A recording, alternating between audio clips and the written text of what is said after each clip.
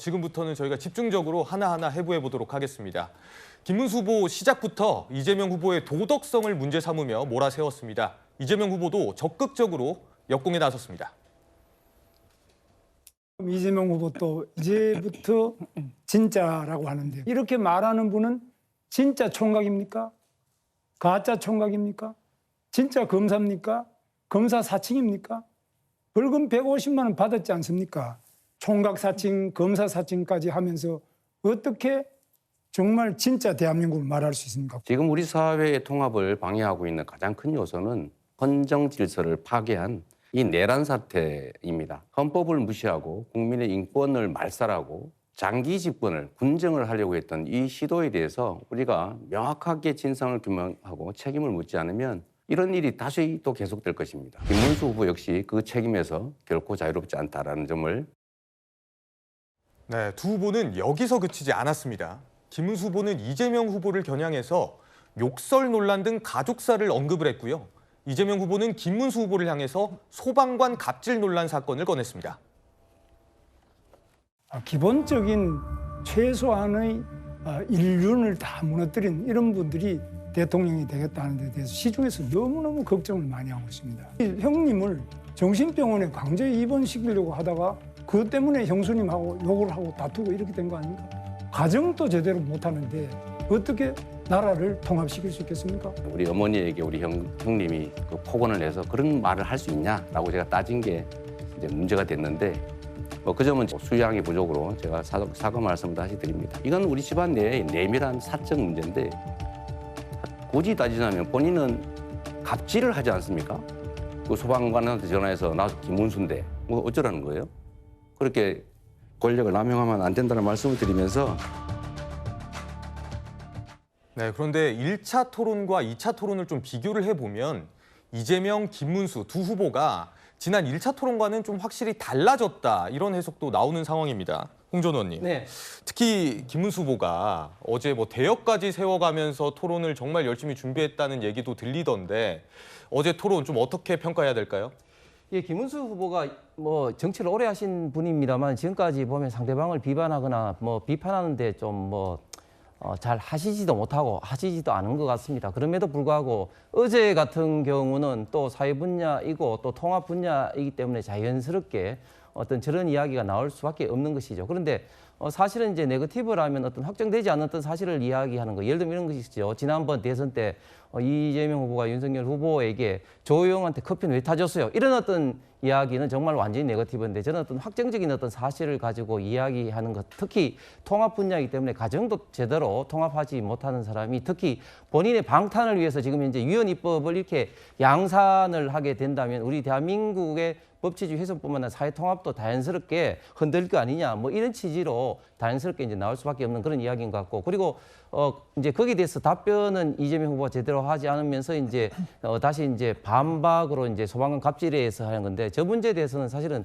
이미 알고 계신 분도 많게 있습니다만 14년 전에 남양주에서 어떤 노인분이 한 분이 이제 신고를 했는데 소방관에서 그 장난질을 받지 않아서 돌아가신 사례가 있었습니다. 그래서 현장 점검차 이제 도지사로서 그때 이제 했는데 보통은 이제 관등 성명을 군대에서도 되고 공무원들도 예를 들면 무슨 과에 누굽니다 돼야 되는데 그렇지 않고 여보세요 이제 장난처럼 이렇게 하니까 하도 이제 본인이 답답해서 이제 경기도지사 한데도 불구하고 계속 산 겁니다. 그래서 나중에 그분들이 자천됐는데 그것을 나중에 알고 다시 도지사로서 복귀했기 때문에 이것이 갑질이 아니라 알고 보면 김문수 후보의 또 다른 어떤 미담이다 이렇게 좀 말씀드리겠습니다. 알겠습니다. 홍 전 의원님의 개인 의견 좀 들어봤고요. 최 교수님. 네. 근데 이제 이재명 후보도 1차 토론과는 좀 비교했을 때 반박이라든지 역공이라든지 이런 좀 이런 걸 많이 하는 모습들이 좀 보였는데 어떻게 보셨어요? 뭐 일단 그러니까 1차 토론에서는 가능하면 이제 뭐라 그래야 되죠? 방어적 입장? 그런 입장이 좀 많았던 것 같고 뭐 이번에도 물론 방어적 입장에 서 있는 거 맞는데 그럼에도 불구하고 그걸 그냥 계속 인정하고 넘어가 버리면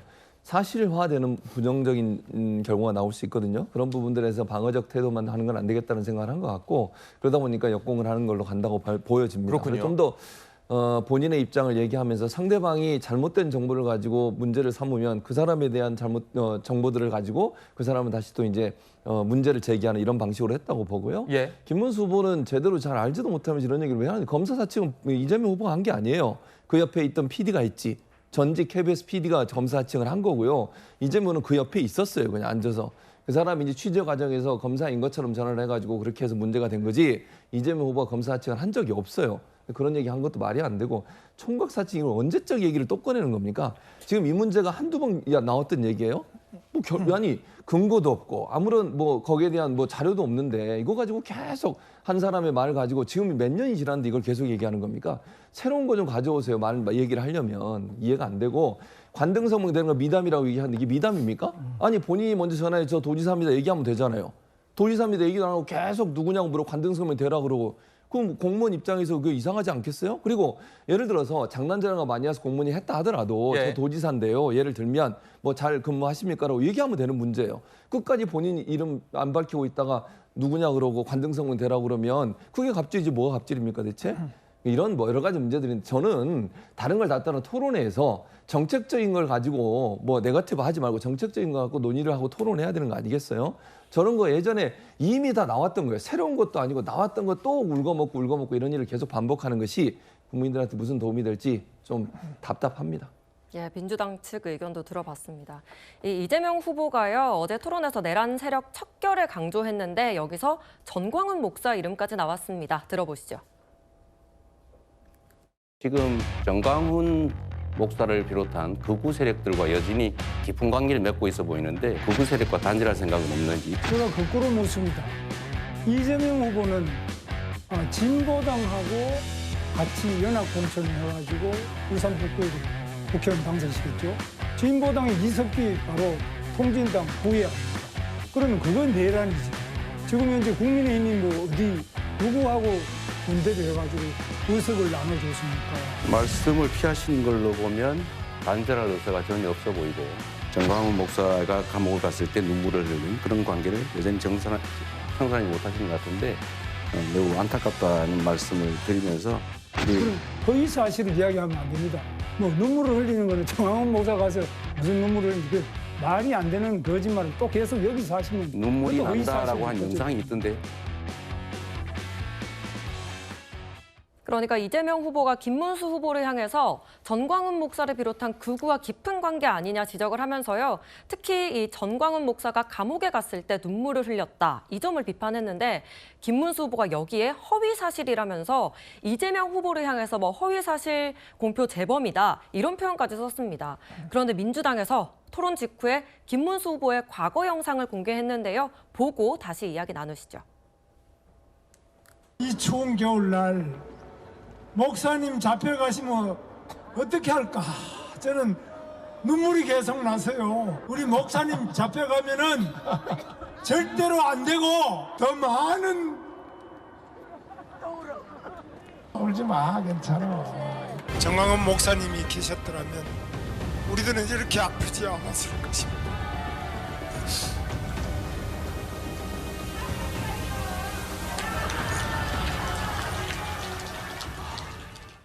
네, 김문수 후보가 좀 울먹이는 듯한 과거 영상까지 좀 봤습니다. 박미영 대변인, 네. 어떻게 된 겁니까?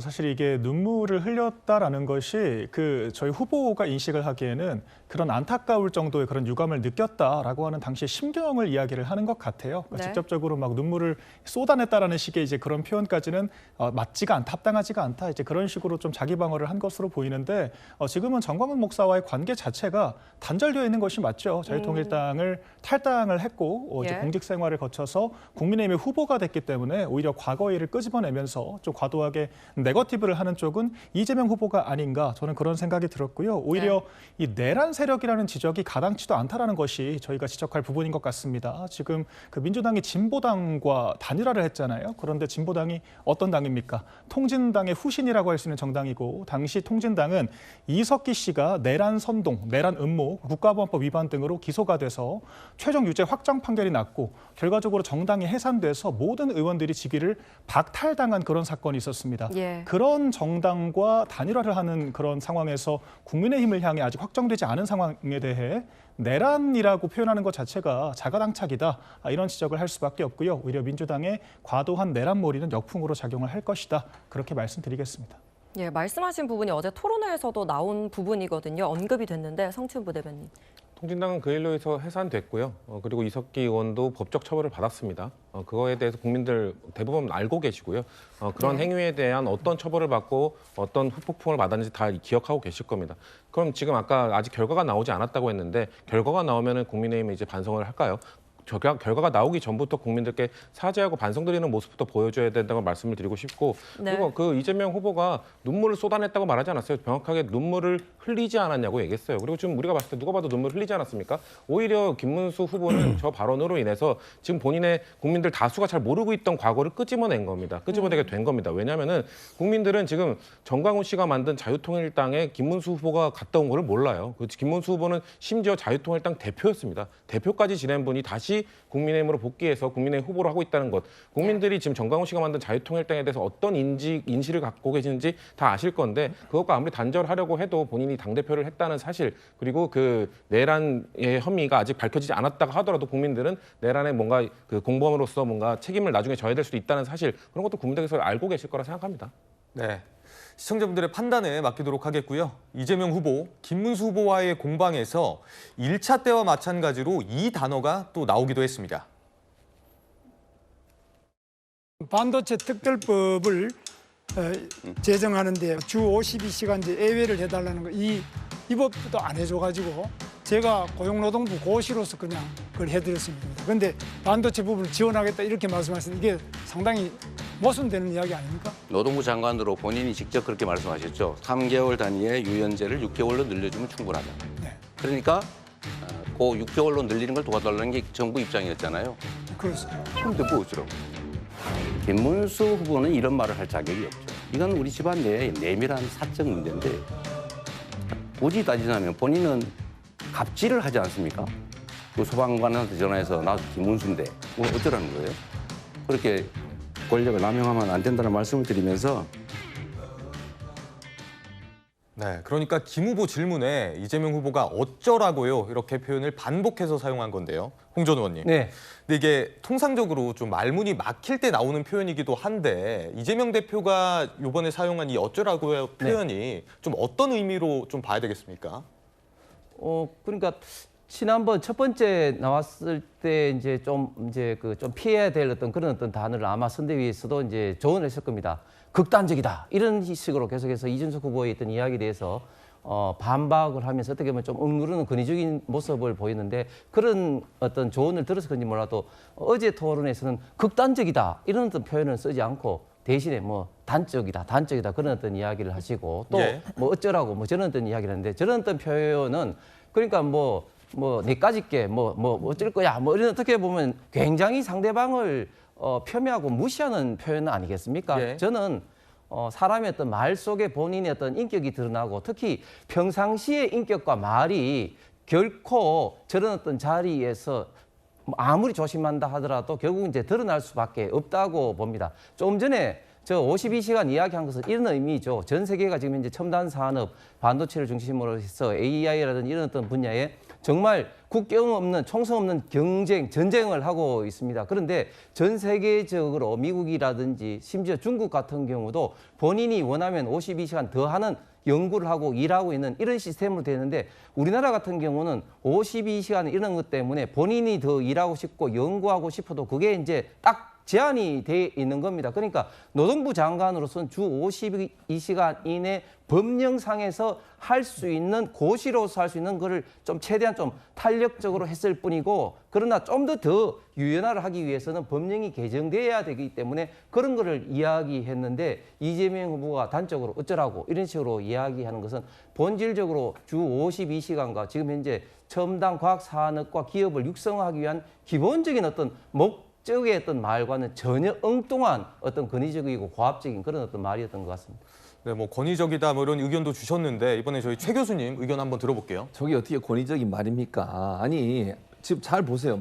대화를 보면 김문수 후보한테 얘기하니까 김문수 후보가 인정을 하잖아요. 이재명 후보가 이렇게 얘기하니까 정부에서 그렇게 하기로 하셨잖아요. 김문수 후보가 그렇게 요청해서 6개월로 늘리는 거 의원 근무제를. 그러니까 예를 들면 3개월만 하면 더 시간을 많이 못 쓰니까 6개월 동안 조금 더 시간을 일을 더 할 수 있도록 만드는 거 그거 요청해서 했잖아요. 그러니까 맞습니다 그랬잖아요. 그럼 어쩌라고요? 이런 얘기잖아요. 이게 무슨 조롱하는 겁니까? 그러니까 김문수 후보는 본인이 하는 말, 그 말이 무슨 의미인지 잘 모르시는 것 같아요. 그러니까 이재명 후보가 질문해서 이렇게 얘기하다 보면 김문수가 예 맞습니다. 그럼 어쩌라는 거죠? 라는 얘기잖아요. 지금 김문수 후보 이렇게 얘기하신 거잖아요. 저희가 그렇게 도와드렸잖아요. 국회에서 그렇게 했잖아요. 그럼 됐지 뭘 더 질문하시는 거죠? 라는 질문이에요. 그러니까 제가 얘기하고 싶은 건 뭐냐면 저 어쩌라고 하는 답변의 내용은 뭐냐면 김문수 후보가 제대로 잘 알지 못하는 부분 그러면서 질문을 해가지고 공격하려고 했는데 얘기를 하다 보니까 김문수 후보도 인정하고 긍정할 수밖에 없는 상황이 되는 것에 대해서 그다음 그럼 제가 어떻게 하라는 겁니까? 라는 말이지. 저거 어떻게 조롱하는 말입니까? 그런 의미로 드려야 된다고 생각을 하고요. 그래서 김문수 후보가 조금 더 많이 준비를 하셔야 된다. 그래야 좀 더 제대로 좀 공격도 하고 정책에 대한 얘기도 할 수 있지 않겠어요? 그런 점을 봤다고 생각합니다. 이건 제가 조금만 팩트 체크를 하고 싶은데요. 저희가 52시간제 유연화를 대대적으로 추진을 했던 것은 맞습니다. 그런데 지금 52시간제가 뭐가 문제냐고 하면 일주일 동안 52시간제로 묶여 있는 거거든요. 이것을 저희가 월 단위, 분기 단위, 반기 단위로 유연화를 해달라고 요청을 했던 건데 입법부가 협조를 하지 않았습니다. 그렇기 때문에 이 52시간제 유연화가 관철되기는커녕 외려 민주당 측에서는 69시간제라고 최고 시간을 트집을 잡으면서 오히려 선동을 한 그런 상황이었거든요. 그렇기 때문에 김문수 후보가 입법부가 협조하지 않아서 불가피하게 고시를 통해서 해결할 수밖에 없었다라고 하는 이런 이야기를 하는 것이고요. 심지어는 이것을 반도체 분야에 국한해서 유연하겠다라는 것조차 이재명 후보가 반박할 말이 없다라고 했다가 또 하루아침에 이 양대노총으로 가더니 이 말을 뒤집어서 그런 건 필요 없는 것 같다라고 한 게 지금 상황 아니겠습니까? 이런 부분들은 이재명 후보가 정책에 대해서 지나치게 경직된 걸 넘어서 좀 무책임한 태도를 보이고 있다라고 생각을 하고요. 우리나라 국가 기반 산업의 발전을 위해서 좀 전향적인 태도가 필요하다라고 저는 보고 있습니다. 반도체 특별법 얘기했으니까 얘기해 볼게요. 반도체 특별법의 원래 목적은 뭐냐면요. 반도체 사업장을 지원하는 거예요. 경제적으로 제도적으로 그게 원래 목적이었어요. 반도체 특별법을 통과시킬 때는 그 목적하고 시작을 했는데 국민의힘이 뭘로 발목을 잡았냐면 이 시간 가지고 발목을 잡았어요. 박민영 대변인이 얘기했던 것처럼 52시간제 집어내야 된다고. 그것 때문에 반도체 특별법이 통과를 못 해가지고 반도체 사업장이나 이런 데 규제나 이런 거 좀 풀어주고 그다음에 정부가 돈을 투자해서 반도체가 좀 더 발생하고 발전하고 활성화될 수 있도록 규정을 만들려고 했는데 그걸 못하게 막았던 데가 국민의힘이에요. 그 문제 가지고 이재명 대표는 물론 그 당시에는 이거 좀 유연하게 할 수 있겠다고 생각을 하고 추진을 했지만 노동계가 반대를 했어요. 그러면 의견을 다 들어보고 해야 되겠죠. 그래서 유연하게 가는 방법들을 논의를 했었고 1차적으로 통과시킬 수 있는 방안만 먼저 하자고 그랬어요. 예를 들면 제도적으로 문제가 되거나 반도체 특별법을 통해서 반도체 사업들이 더 활성화되고 글로벌 시장화 갈 수 있는 그런 제도적으로 잘못된 부분들을 바로잡는 부분만 못하게 만든 게 국민의힘이었어요. 그러니까 이걸 52시간이 쟁점이 아니고 그 당시에는 반도체 사업장에 대한 지원과 그다음에 경제적인 어떤 지원 이런 부분들이 쟁점이었다는 사실이죠. 알겠습니다. 뜨거운 좀 토론이 좀 펼쳐졌는데요.